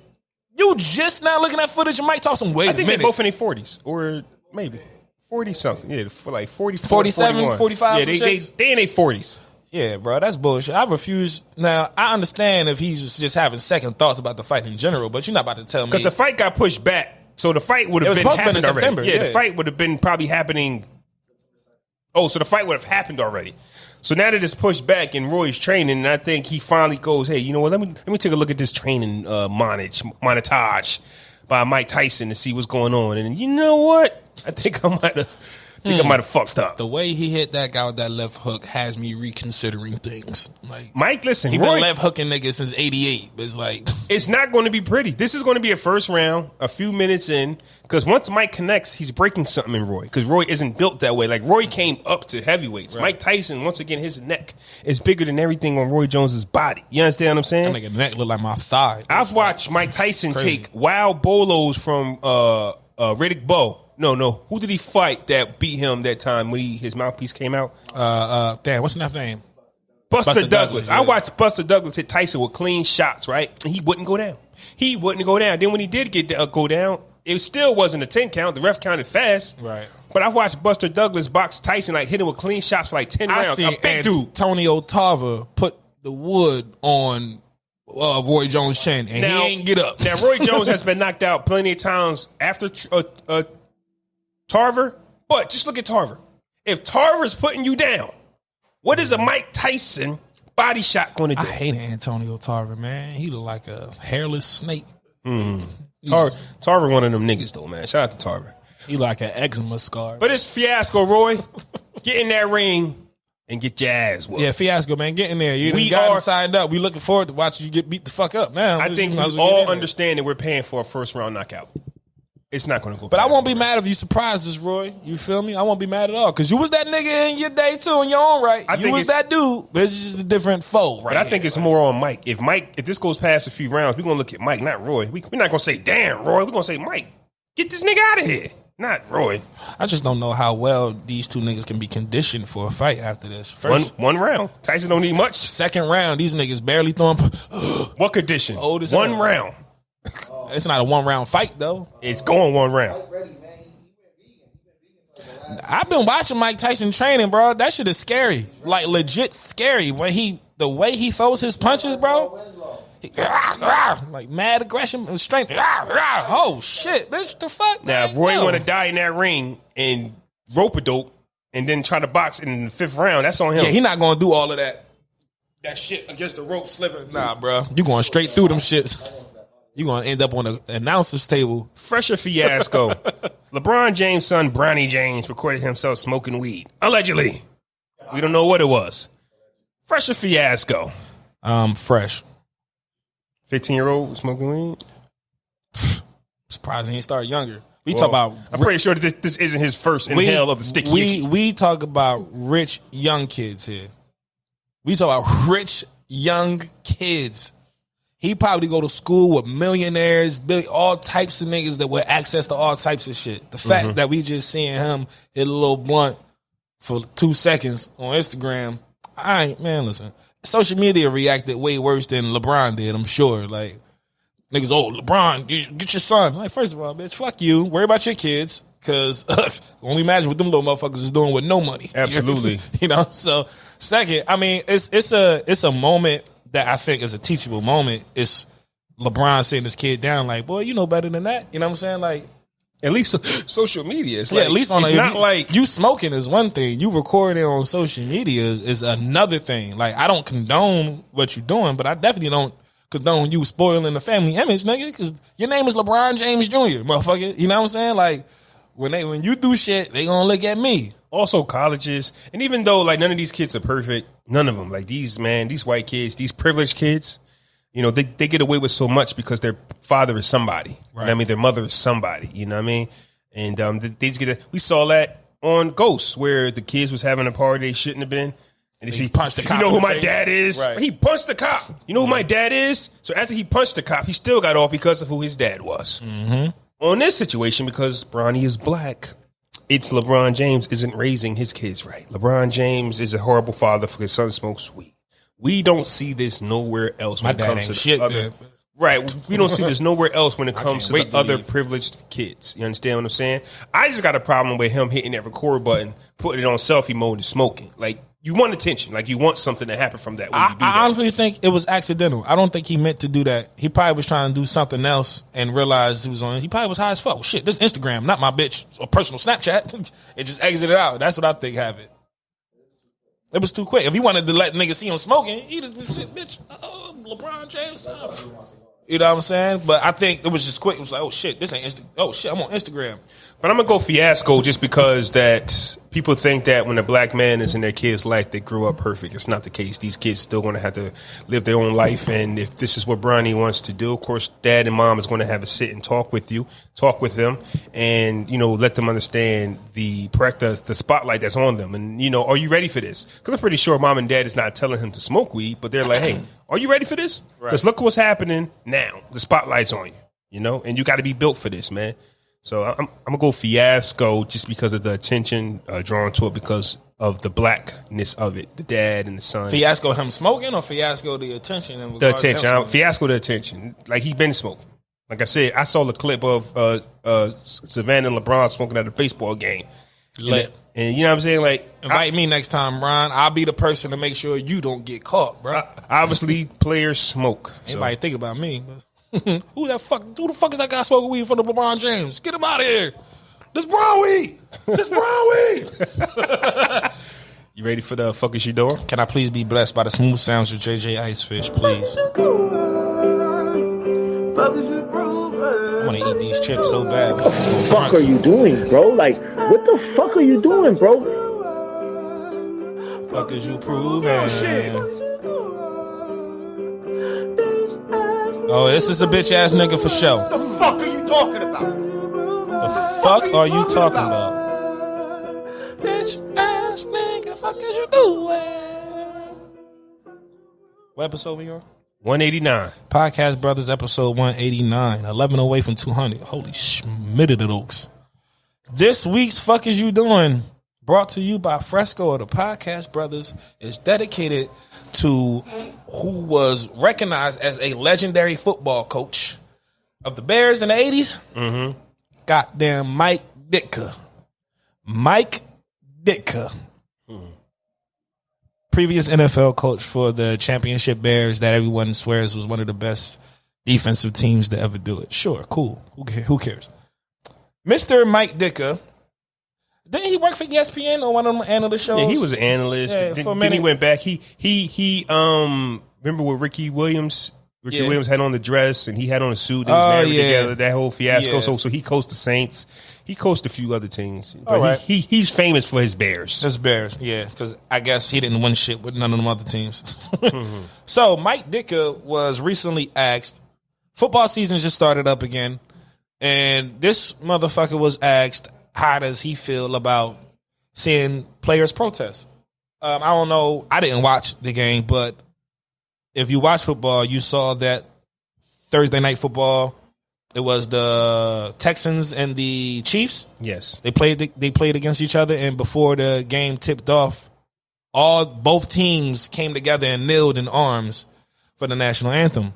And for whatever reason today in football, that sparks a major piece of controversy.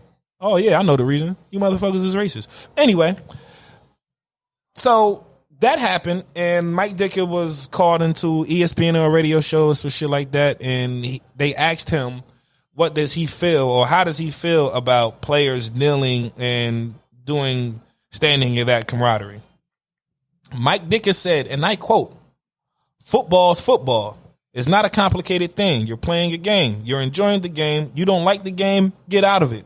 It's not for protesting one way or the other. What color you are, what you think, this or that. You play football. That's it. You're privileged. You get a gift from God that you can play the game because you got a body you can do it with. I don't really understand what you're protesting. I played the game. I coached the game for a long time. It makes no sense to me." He continued by saying, "I would tell those players, go to another country and play football there. You don't have to come out. You don't have to come out if you're going to another country. You can't, because the game's only played in this country. And if you can't respect this country, get the hell out of it." End quote. Man. I don't know what it is with these old white niggas, bro. It's like they just don't. It's like they don't want to know what's going on. If they know what's going on, they just refuse to acknowledge what's going on, or they just simply flat out don't fucking care. Go to another country and play football, Mike Ditka. If I ever see you on ESPN again, I'm boycotting the whole goddamn station. Go to another country and play football for kneeling, for protest. So what you telling the police that's killing people in the street? What should they do? How should they go about restarting the career? They can go be a cop in another country too. I don't know if they'll get fucking hired, but there are police departments in other countries that they can go to. You telling people to go to another country when they're protesting injustices in this country, Mike Ditka, you are a part of the fucking problem.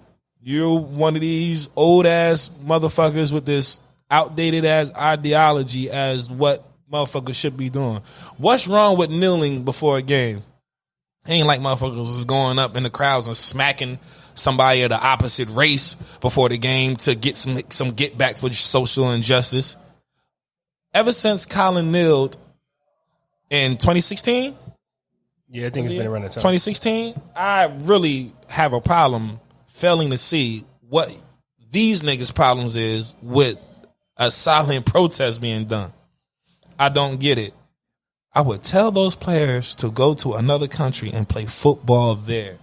That statement is exactly why the fuck we're in the shit that we're in now. Motherfuckers like you in this screwed up fucking thinking that motherfuckers just supposed to shut up and follow the lines and go with the flow of things when everything else is fucked up. Hey, Mike Ditka, I really don't have a lot to say to your old ugly ass, but you shouldn't be able to work for any other sports network ever again. You shouldn't be called for interviews again. I can only imagine what the person who asked him that question was thinking after. You know, they got to keep they face. He probably thanked him and everything for his time or some shit like that when he really just said a mouthful of bullshit. Mike Ditka, I hope you never get another coaching job, even for fucking Pop Warner. You don't deserve to coach 5-year-olds, man.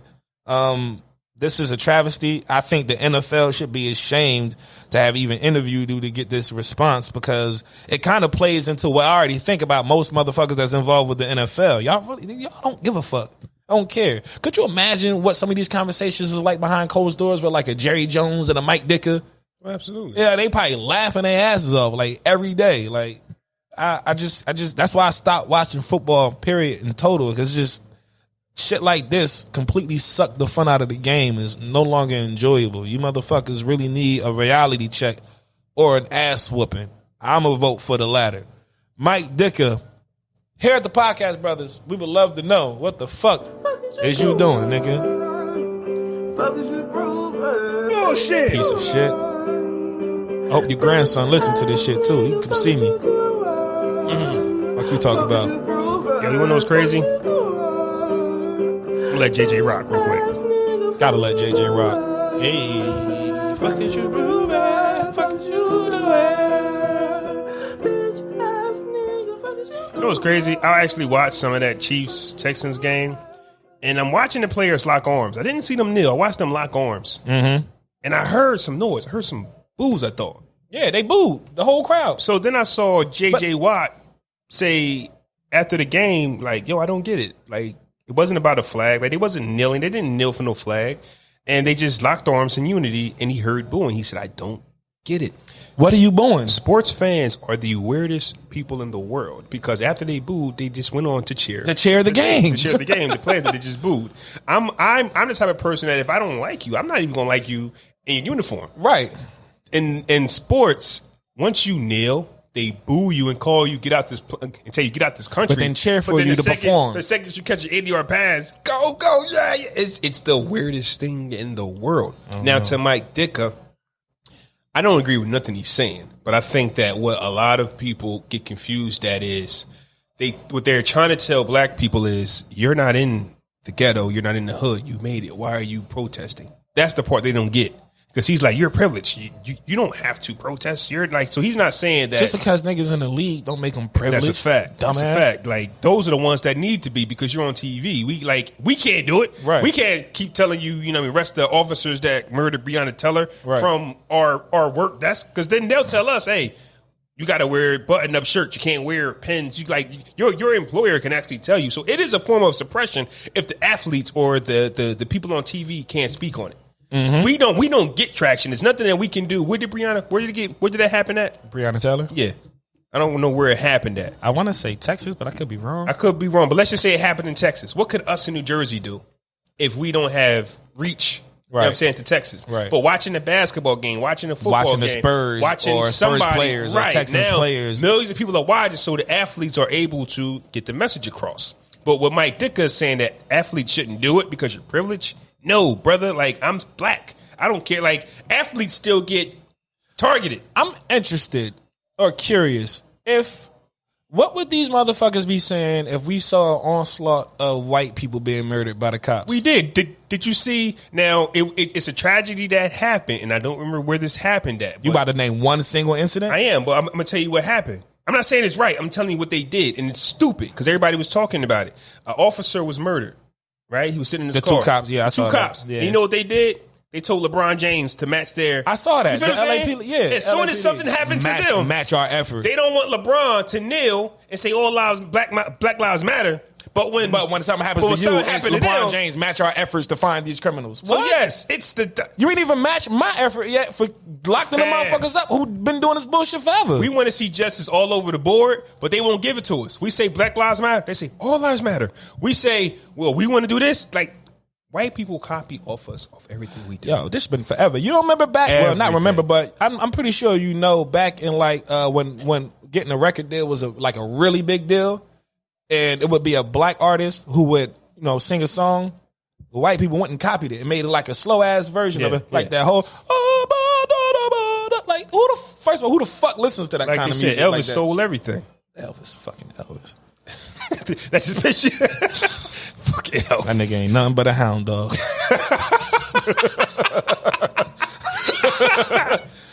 Yeah, so, man. So Mike Dicker got the fuck out of here, man. I haven't watched a football game in like almost 3 years. I watched the season after like everything going on with Kaepernick, but It just sucks. And And it the just- Giants are ass too. And it just so ain't no shows reason you to watch. And it just shows you who all these players play for. They love you when that uniform on, but once it come off, they don't. And NBA niggas boycotted playoff games. All right, cool. In my opinion, the NBA has been A-okay with doing right by its players. The NFL, these niggas booed y'all for locking arms. Ain't none of them niggas think about boycotting nothing. Yo, black Nothing, and white players, Latinos, whoever was on that field, mostly black and white, I believe, locked arms and showed unity, and they booed And they booed y'all. They booed it. Hey, yo, man, listen. We don't want y'all motherfuckers being friends. Fuck him up. That shit crazy, man. Yo, we had There's no respect. dope episode, good time. We about to get up out of here, though. This was 189 of the podcast, brothers. Get your Manscaped, manscaped.com. Shout out to our brother Donovan, who's here, who actually just Shout out to ordered Young Peas, while yeah. he sat here. Appreciate you. We sold it, didn't we, huh? Yeah. He said he was going to buy it, but then when he sat here listening to our commercial, he said, nah, let me get that shit. Hey, come over here and kick that CMOS shit. Tell them niggas where to get it. Mm-hmm. Here he come. Do, do, do, do, do, do. Beard all braided. Hey, watch it. Yeah. Watch the course. He's ugly as hell with his beard. Look.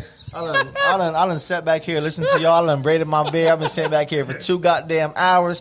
I don't know how they talk that dang long. I ain't gonna be before y'all long, but I'm Donnie with the Secret Stuff. Secret Stuff CMOS, man. You can follow me on Instagram. Secret Stuff CMOS. It's just that. It's just spelled that way. Tell them the benefits of your products. Oh man, what art and benefits, man? If you a freak, man, it What? boosts your sex drive and libido. Man, you thumping 6-7 times a week, no tiredness, man. But the main function of it is that it breaks down mucus in your system. It rids you of colds, flu symptoms, coronavirus. We went up in March and April with this whole pandemic because people understand now that CMOS and breaks down your mucus, and all diseases and infections come from mucus, right? So if you don't have mucus or your mucus is dispelled, can't nothing attack you, right? So I'm in the prevention stage. I haven't been sick in a year and a half, right? Coronavirus didn't touch me. I do not wear a mask. People cough around me. People talk around me. People have been sick around me. And my stuff has literally healed about 9 families with at least one person in it that had the coronavirus. Oh, shit. Right? So make sure you get your CMOS. I don't care where you get it from. I'd rather you come get it from me. That's how I feed my family. But like I said, it breaks down your mucus. It increases your libido and sex drive. Libido. It reduces flu symptoms, infections, coronavirus, all that good stuff, man. It clears up your skin. It's good for your hair. It's good for your nails. If you check out my website, tsscmos.com, that's where I have all my products. That's where you can get information about CMOS. And, if you need to hit me up, man, I gave y'all my handle. I'm here to answer any questions, man. Get your CMOS, the secret stuff. It's lit. It's a heavy ass mic. And this was episode 189 of the podcast, brothers. We out. Deuces.